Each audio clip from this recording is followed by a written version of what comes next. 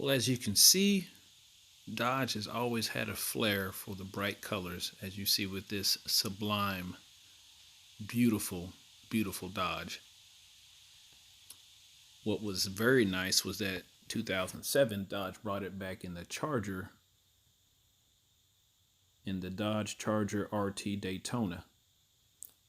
And after that, it took a break until 2015, where it came back in the Hellcat and a few other models like the Scat Pack. So what's this mean?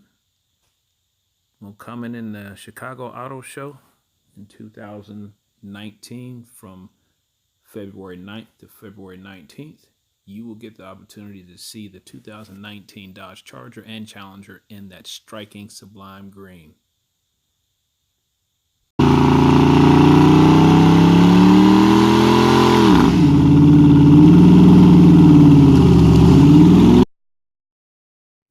Go ahead and hit that like and subscribe button now.